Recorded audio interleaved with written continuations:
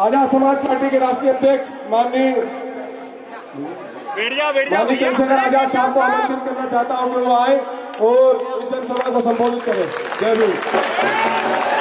चंद्रशेखर आजाद साहब जिंदाबाद। बहुत बहुत धन्यवाद। हेलो हेलो, सम्मानित सावेर क्षेत्र की महान जनता, हमारे नौजवान साथ, माता बहनें, बुजुर्ग, अरे बच्चों, और इस प्रदेश में आजाद समाज पार्टी भीम आर्मी के संगठन को आगे बढ़ाने वाले सम्मानित नेताओं, प्रशासन के साथियों, पुलिस के साथियों, इस जिले के सम्मानित जिलाध्यक्ष जी, विधानसभा के अध्यक्ष जी और तमाम इनके साथी, SC ST OBC माइनॉरिटी के साथी जो यहाँ इस विधानसभा में काम कर रहे हैं, मैं उन सबका धन्यवाद करता हूँ।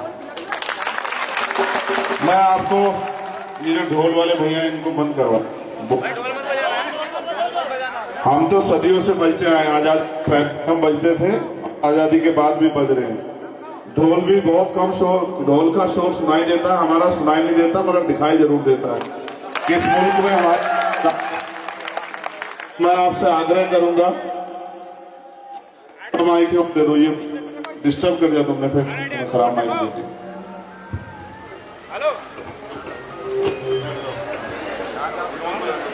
हेलो, मेरे साथ समस्या ये है कि मेरी फ्लाइट है और क्योंकि आपकी पार्टी आजाद समाज पार्टी बहुत कमजोर जो है, आर्थिक रूप से कमजोर जो समाज है उनकी पार्टी है, ये समझिए कि गरीबों की पार्टी है। तो साधन यही है, गाड़ियां और ये तमाम तरह के छोटे छोटे साधन, मोटरसाइकिलें, जिनसे आपके बीच में पहुंचना पड़ता है। हम सुबह चले थे रात में ग्वालियर से, और ट्रेन के लेट होने की वजह से सुबह पहुंचे कहां पहुंचे, उज्जैन। उज्जैन से हम लोग गए घटिया, नागौद, जावरा, जावरा से महिदपुर, महिदपुर से फिर घटिया होते हुए और फिर आपके बीच में। तो कोशिश कर रहे हैं कि जो भी भाई हमारा लड़ रहा है उसकी मदद करें, लेकिन सावेर आने का मेरा एक अलग ही मतलब था। उसका कारण है कि सावेर में जो ये हमारा छोटा भाई, हमारा नेता, ये बहुत मजबूती से लड़ रहा है। जब कोई संघर्ष करता है, जब कोई संघर्ष करता है, उसकी मदद करने में ज्यादा मजा आता है।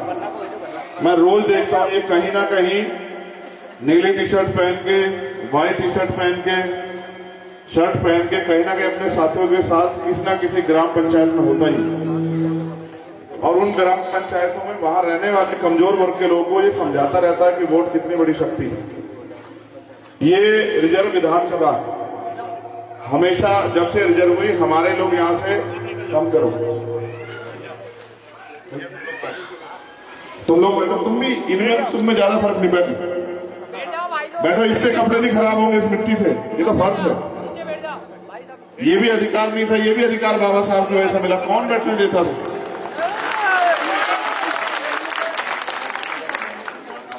कौन सी गाड़ियां भाई, आप में से जो नौजवान गाड़ियां चला रहे थे 4 व्हीलर, वो गाड़ियां हटवा दो, मेरी फ्लाइट है, लेट हो जाएगा सब कुछ।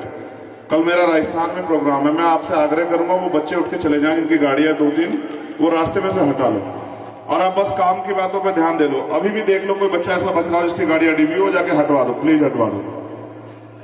तो आप जब से रिजर्व हुई वोट देते आ रहे, यहां रिजर्व कैटेगरी का ही MLA बनता होगा। कभी आप कांग्रेस को वोट देते हैं, कभी बीजेपी को वोट देते हैं।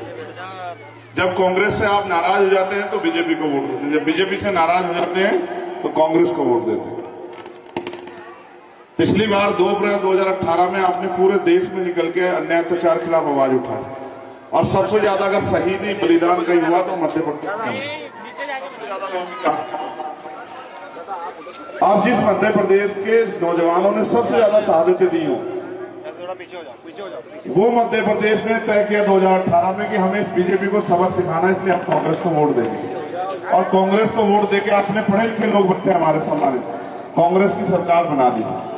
लेकिन वो सरकार कितने दिन चली? 1.5 साल। 1.5 साल में उनके नेताओं के निजी स्वार्थ बाहर आए और उन्होंने, आपने तो अपनी कीमती वोट को उनको सौंपा था, उन्होंने उस वोट को बेच के भारतीय जनता पार्टी को, और वो नेता बिके और सरकार किनकी बन गई? भाजपा। जिन भाजपा से बचने के लिए आपने कांग्रेस को वोट दी, उन्हीं की सरकार बन गई। अभी ये भी नहीं पता है, अगर आप विनोद को छोड़ के किसी और कांग्रेस वाले को वोट दोगे, वो कितने दिन कांग्रेसी रहेगा ये भी नहीं पता है।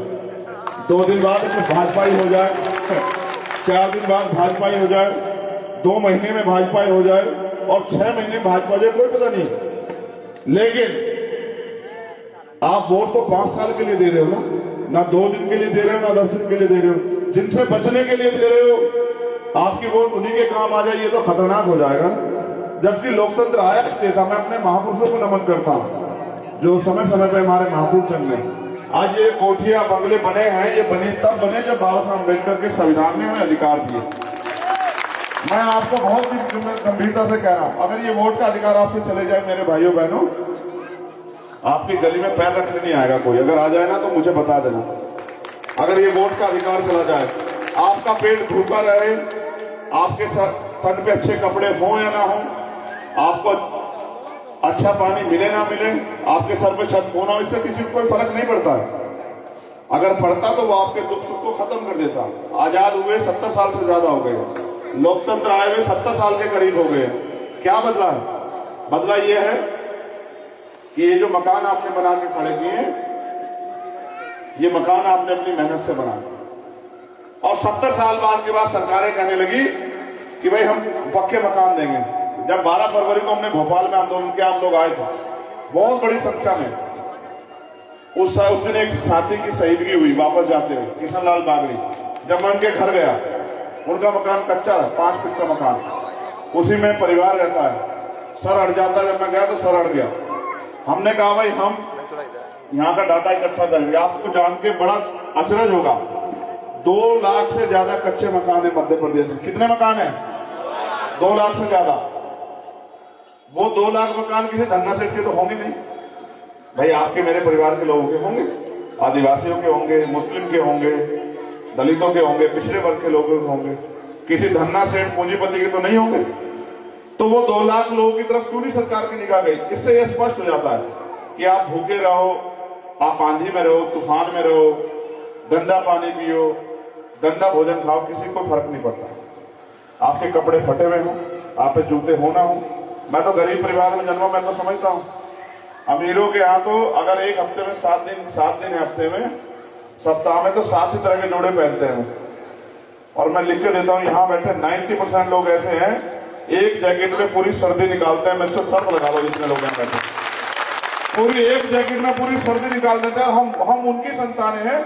मुझे अच्छी लग रहा है, मेरे पिताजी ने जब मैं पढ़ रहा था जूता नहीं खरीदा, क्योंकि मुझे जूते की जरूरत थी सर्दी में। उन्होंने अपने कपड़े नहीं बनवाए क्योंकि मुझे कपड़ों की जरूरत थी। इस तरह से हम लोग अपने घर को चलाते हैं। अमीरों का कुत्ता भी घी खाता है, वो गाड़ियों में घूमता है, उसके लिए एसी लगाए हैं, वो फिल्टर का पानी पीता है। हमारे लोग जोहड़ का, तालाब का पानी पीते हैं। आप देखो तो बाहर निकल के, मैं तो देश में घूमता हूं, मैं तो देखता हूं। मैं बहुत शर्मिंदगी से कह रहा हूं, इस देश में आजादी के बाद भी हमें मिला कि अगर हम अपनी मेहनत के पैसे मांगते तो हमें मार के लटका दिया जाता। हम मूछे रखते हैं तो मूछे रखने पे हमारी हत्या होती है, मटकी छू लेते हैं तो मटकी छूने पे हत्या होती है। हम घोड़ी पे बैठते हैं, आगरा मालवा निमाड़ जो है ना क्षेत्र, मटकी घोड़ी पे बैठने में हमें बेइज्जत किया जाता है। हम तो सब झेल रहे हैं और मेहनत करते हैं। ये जो मकान खड़े हैं, इनकी बुनियाद में हमारा पसीना पड़ा हुआ है। अगर हम मेहनत ना करें, किसी की माँ ने दूध नहीं पिलाया कि मकान बना खड़ा कर दे, ये हमारे खून, हमारी पीठ पे ही ईंटें ढोई जाती है। लेकिन क्योंकि जब राजतंत्र था, मजबूर थे, राजतंत्र था, राजा ने जो आदेश दे दिया मानना पड़ता था। जनता के, प्रजा के पास कोई अधिकार नहीं था। लेकिन फिर लोकतंत्र आया, आसानी से नहीं आया। बाबा साहब के 4 बच्चों की कुर्बानी हुई, तब आया लोकतंत्र। और बाबा साहब ने वोट के अधिकार के साथ ये कहा कि आज मैंने रानी का पेट चीर दिया, आज के बाद राजा बैलेट बॉक्स से तैयार होगा।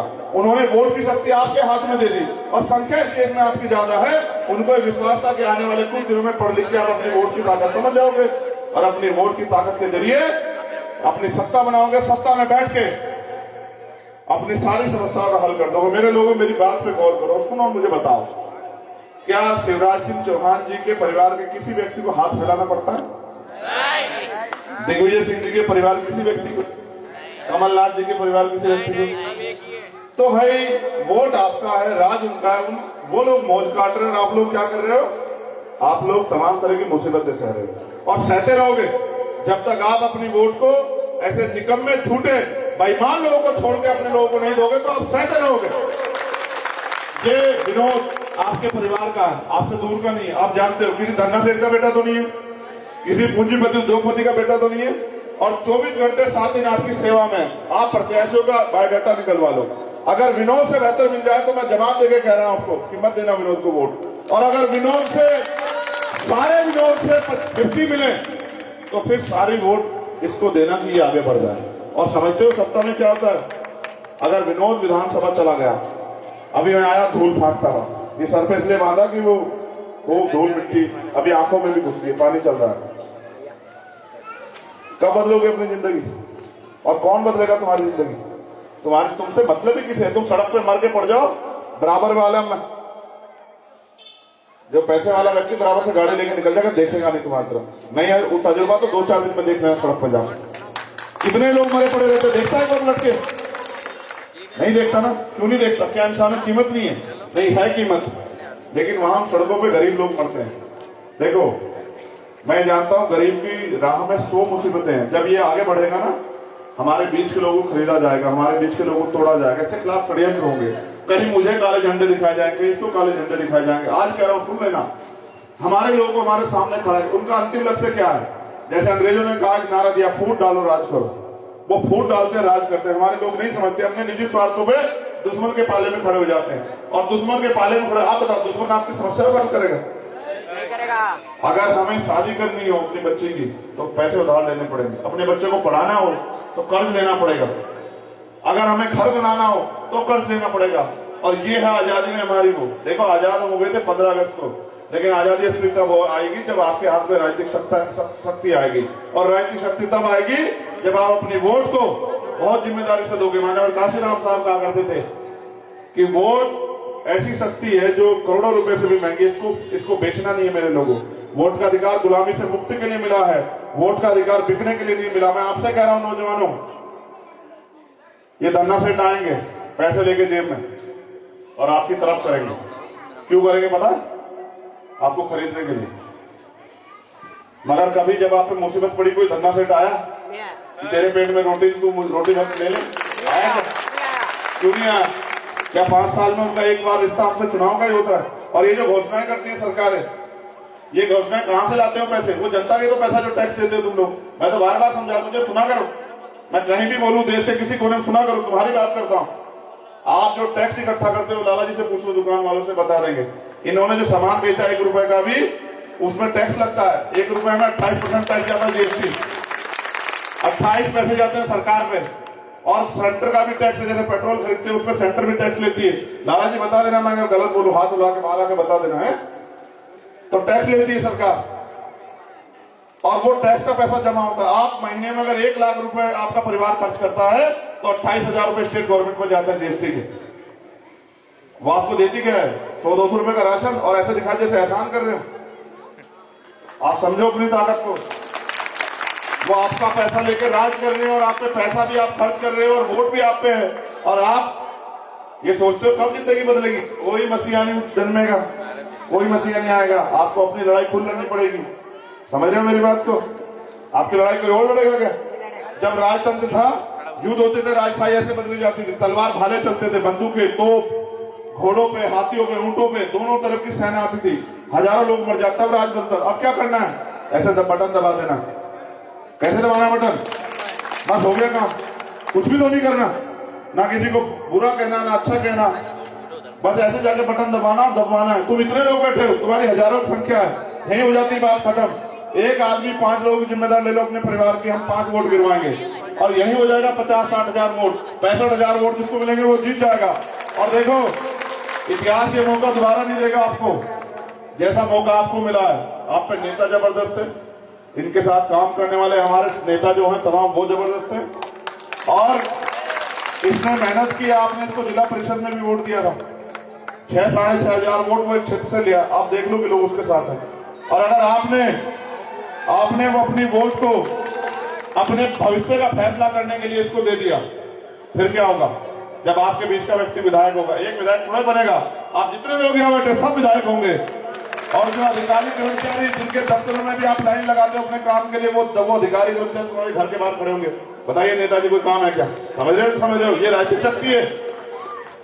आज कल तक जो लोग हमें लाठियां मारते थे पुलिस के लोग, आज वो हमारी सुरक्षा में लगते हैं। ये राजनीतिक शक्ति है भाई, समझते हो? जब राज आपके पास होगा तो यहाँ का एसएसपी आपके गेट पे खड़ा होगा, पूछेगा विधायक जी आज का क्या प्रोग्राम है, कहाँ जाओगे? तो ये कहेगा कि भाई सुनो, कौन सा जाओगे? कनाडिया जाऊंगा, कनाडिया के लोगों की समस्या सुननी है, मुख्यमंत्री सुनिएगा। और कहेगा भाई सुनो जिलाधिकारी आप भी आ जाना, वहां बहुत कंप्लेन आ रही है, चलो मैं देखूंगा जाके विधानसभा में, कहूंगा तुम लोग बहुत अच्छा काम नहीं कर रहे हो, तुम लोग हटो हमारे क्षेत्र, तुम्हारी जरूरत नहीं, तो ठीक हो जाएगा एकदम से। एक फोन जाएगा, सुनो तुमने हमारे बच्चों की मोटरसाइकिल रोक ली, वहां क्यों रोकी? कि साहब इन पर लाइसेंस नहीं था। ठीक है तो बनवा लेंगे, लेकिन ये चोर बाजारी मत करो, जेब में पैसे वाले, हटो छोड़ो, तो एकदम छोड़ देगा। समझे नहीं समझे? नहीं छोड़ेगा, तुम्हारा नेता क्या करेगा? वही आ जाएगा, भाई हमारे लोगों को पकड़ते, अमीरों को पकड़ते नहीं, हमारे लोगों को पकड़ते। ये पकड़ा पकड़ाई बंद कर दो, तनख्वाह पे जिंदा रहो, ठीक हो जाएगा सब। इसलिए आपसे कह रहा हूं, मौका बार बार नहीं मिलता। मैं तो देखो, मैंने आज इनको दिखाई, मुझे जहां गोली लगी थी मैंने इनको दिखाई, मुझे वो सीबीआई से रोक पाए, ईडी से रोक पाए, इनकम टैक्स से नहीं रोक पाए, झूठे मुकदमे जेल से रोक पाए। आपके यहाँ का कोई नेता ऐसा नहीं होगा जिसने मुझसे जेल काटी हो, चाहे वो मंत्री रह लिया हो, चाहे वो मुख्यमंत्री रह लिया हो, कोई नहीं होगा ऐसा। और जब मैं उनसे नहीं रुका तो उन्होंने मुझे गोली मार दी, और मैं गोली से भी नहीं मरा। कैसे मर सकता हूं? तुम्हारा खून कहां मर रहा हूं?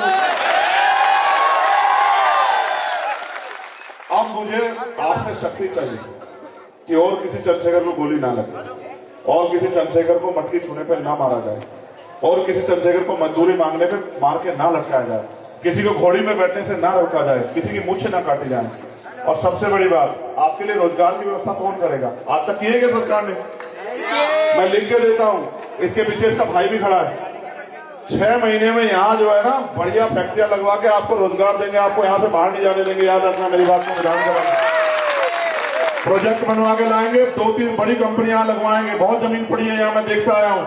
और कम से कम 30,000 बच्चों को रोजगार देंगे। कि हम बेवकूफ हैं? हम लोकतंत्र में सत्य जानते हैं। हमारी माओ बहनों को घर पे देंगे रोजगार। क्या देते? 12,500 रुपए, 12,500 रुपए का रोजगार देंगे कुटुंब उद्योग लगवा के। क्या हम जानते नहीं है? हमने सरकारें देखी, हमें नहीं पता। सुनो कितना बजट है मध्य प्रदेश का? इनके याद में नहीं होगा, 3 लाख से ज्यादा बजट है आपके यहाँ। नहीं तेरी गलत ना बुलवाना, 3.25 लाख करोड़ के आसपास है। कितनी जीरो होती है 3.25 लाख करोड़ में? समझते हो?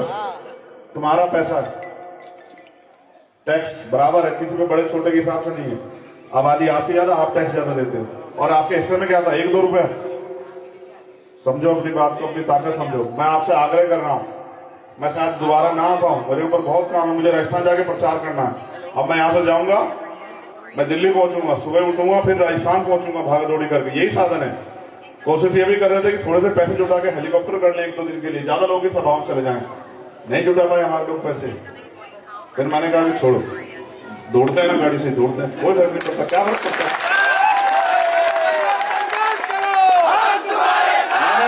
नहीं ये गलत, ये नारा ही गलत लगा रहा है। अगर देखो आप संघर्ष मैं कर रहा हूं, आप मेरे साथ हो, बहुत अच्छी बात। अगर आप साथ हो, संघर्ष करना पड़ेगा, राज करेंगे फिर तो। जब आप मेरे साथ हो, मेरा परिवार मेरे साथ है, तो क्या फिर हमें किसानों को, कमजोरों को, व्यापारियों को, किसी की क्या आगे हाथ फैलाना पड़ेगा क्या? आखिरी मिनट में सुनो, नारा ही गलत लगाते हो। अब मैं तुम्हें नारा बता रहा हूं यहाँ के लिए, सावेर के लिए। अध्यक्ष जी तुम भी सुन लो, पूर्व वाले। मैं